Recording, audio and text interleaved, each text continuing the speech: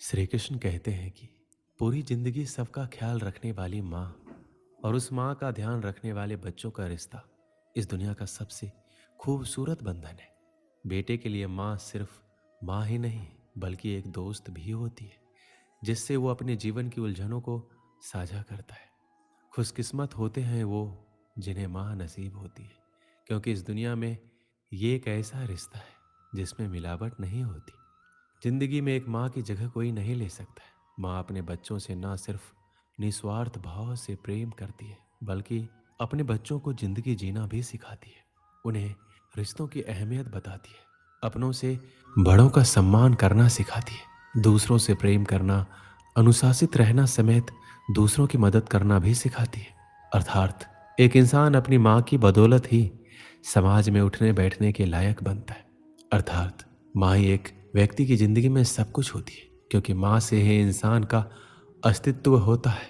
इसलिए अपने माँ को सम्मान दें और उनकी खुशियों को ध्यान रखें, क्योंकि माँ के प्यार के बिना व्यक्ति की जिंदगी अधूरी है। माँ दुनिया का सबसे प्यारा तोहफा है। माँ भगवान का रूप होती है जो न सिर्फ अपने बच्चों से निस्वार्थ प्यार करती है बल्कि उनकी खुशी के लिए किसी भी हद तक गुजर सकती है। माँ हर इंसान की शक्ति और ताकत होती है।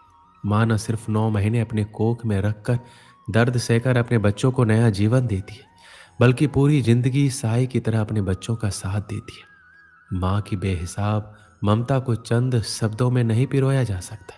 आज मैं आपसे 3 प्रश्न पूछूंगा। पहला प्रश्न, ऐसा कौन है जिस पर लगातार प्रहार करने के पश्चात भी वो मुस्कुराए और आपको सुख दे? आपका उत्तर होगा धरती या वृक्ष। दूसरा प्रश्न, ऐसा कौन है जो बिना आपके कुछ कहे सब जान जाता है, सब समझ जाता है और फिर निस्वार्थ भाव से आपकी सहायता करता है? आपका उत्तर होगा भाई या मित्र। और तीसरा प्रश्न, ऐसे कौन से भगवान है जो स्वयं विष का घूंट पीकर आपको जीवन का अमृत प्रदान करते हैं? आपका उत्तर होगा महादेव। यदि आपके उत्तर ये हैं तो आपके उत्तर गलत है। इन सारे सवालों का एक ही सही जवाब है और वो है माँ।